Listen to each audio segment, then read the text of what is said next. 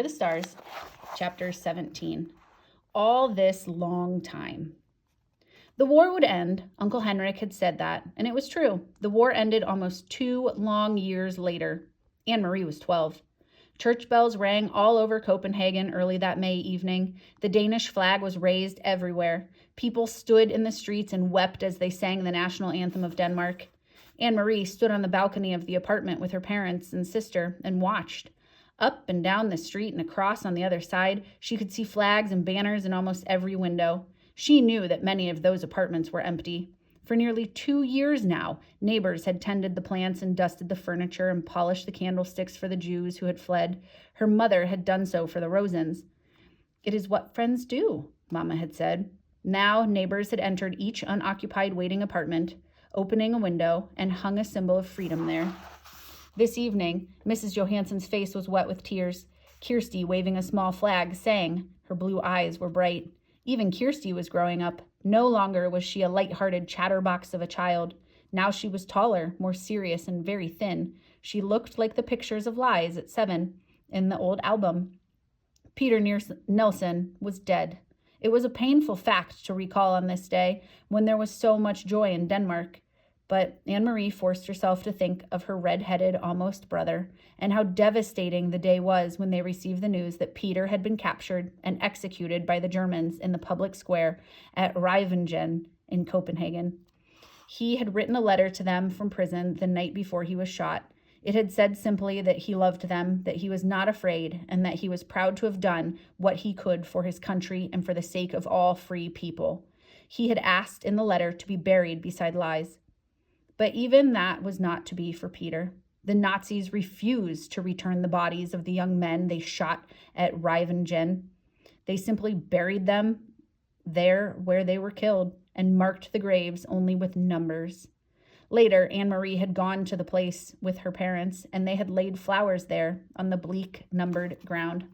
That night, Anne-Marie's parents told her the truth about Liza's death at the beginning of the war.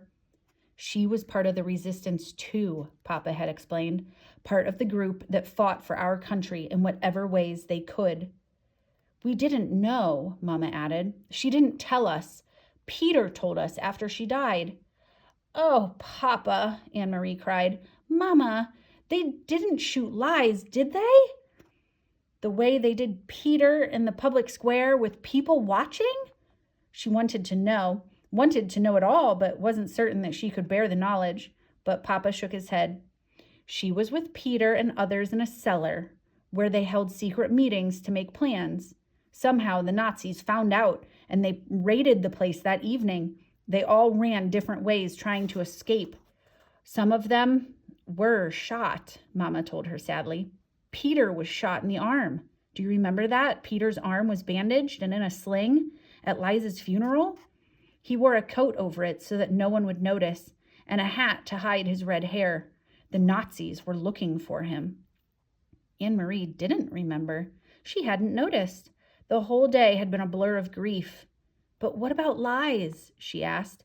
"If she wasn't shot, what happened?" From the military car, they saw her running and simply ran her down. "So it was true what you said, that she was hit by a car?" "It was true," Papa told her. "They were all so young," Mama said, shaking her head. She blinked, closed her eyes for a moment, and took a long, deep breath. "So very, very young, with so much hope." Now, remembering Lies, Anne-Marie looked from the balcony down into the street. She saw that below, amid the music, singing, and the sound of the church bells, people were dancing. It brought back another memory. The memory of Lies so long ago, wearing the yellow dress, dancing with Peter on the night that they announced their engagement.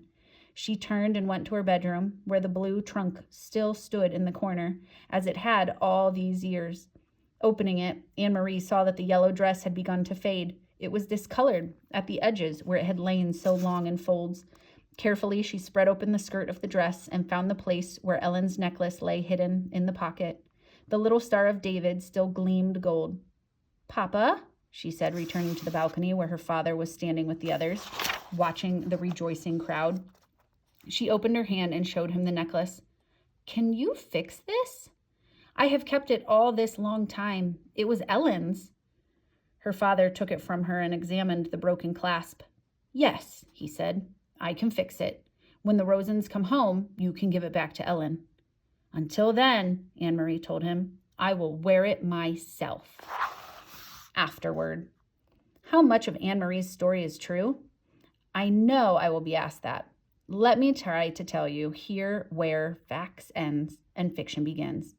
Anne-Marie Johansson is a child of my imagination, though she grew there from the stories told to me by my friend Annalise Platt, to whom this book is dedicated, who was herself a child in Copenhagen during the long years of the German occupation.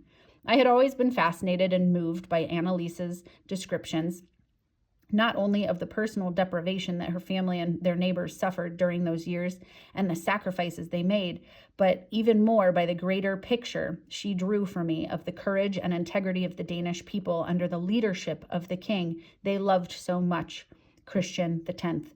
So I created little Anne-Marie and her family, set them down in a Copenhagen apartment on a street where I have walked myself, and imagined their life there against the real events of 1943. Denmark surrendered to Germany in 1940. It is true, and it was true for the reasons that Papa explained to Anne-Marie. The country was small and undefended, with no army of any size. The people would have been destroyed had they tried to defend themselves against the huge German forces. So, surely with great sorrow, King Christian surrendered, and overnight the soldiers moved in. From then on, for 5 years, they occupied the country. Visible on almost every street corner, always armed and spit-shined.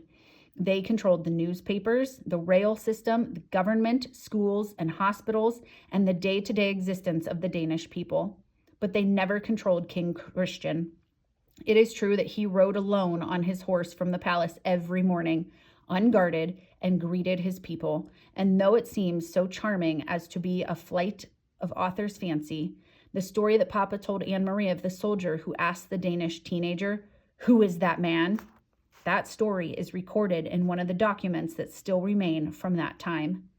It is true, too, that in August 1943, the Danes sank their own entire navy in Copenhagen harbor as the Germans approached to take over the ships for their own use. My friend Annalise remembers it, and many who were children at the time would have been awakened, as little Christy was, by the explosions and the fiercely lighted sky as the ships burned. On the new year of the Jewish high holidays in 1943, those who gathered to worship at the synagogue in Copenhagen, as the fictional Rosens did, were warned by the rabbi that they were to be taken and relocated by the Germans. The rabbi knew because a high German official told the Danish government, which passed the information along to the leaders of the Jewish community. The name of that German was G.F. Duckwitz. And I hope that even today, so many years later, there are flowers on his grave, because he was a man of compassion and courage. And so the Jews, all but a few who didn't believe the warning, fled the first raids. They fled into the arms of the Danes, who took them in, fed them, clothed them, hid them, and helped them along to safety in Sweden. In the weeks following the Jewish New Year, almost the entire Jewish population of Denmark, nearly 7,000 people, was smuggled across the sea to Sweden. The little hand-hemmed linen handkerchief that Anne-Marie carried to her uncle? Surely something made up by an author who wanted to create a heroine out of a fictional little girl. No, the handkerchief as well is part of history.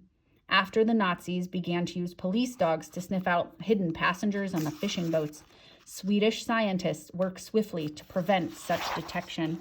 They created a powerful powder composed of dried rabbit's blood and cocaine. The blood attracted the dogs, and when they sniffed at it, the cocaine numbed their noses and destroyed, temporarily, their sense of smell. Almost every boat captain used such a permeated handkerchief, and many lives were saved by the device. The secret operations that saved the Jews were orchestrated by the Danish resistance, which, like all resistance movements, was composed mainly of the very young and very brave. Peter Nielsen, though, he is fictional, represents those courageous and idealistic young people, so many of whom died at the hands of the enemy. In reading of the resistance leaders in Denmark, I came across an account of a young man named Kim Malthy-Brun, who was eventually captured and executed by the Nazis when he was only 21 years old. I read his story as I had read many others, turning the pages, skimming here and there. This sabotage, that tactic, this capture, that escape. After a while, even courage becomes routine to the reader. Then, quite unprepared, I turned the page and faced a photograph of Kim Malthy-Brune. He wore a turtleneck, sweater, and his thick, light hair was windblown. His eyes looked out at me, unwavering on the page. Seeing him there, so terribly young, broke my heart, but seeing the quiet determination in his boyish eyes made me determined, too, to tell his story, and that of all the Danish people who shared his dreams. So I would like to end this with a paragraph written by that young man in a letter to his mother the night before he was put to death. And I want you all to remember that you must not dream yourselves back to the times before the war, but the dream for you all, young and old, must be to create an ideal of human decency and not a narrow-minded and prejudiced one. That is the great gift our country hungers for, something every little peasant boy can look forward to and with pleasure feel he is a part of, something he can work and fight for. Surely that gift, the gift of a world of human decency, is the one that all countries hunger for still. I hope that this story of Denmark and its people will remind us all that such a world is possible.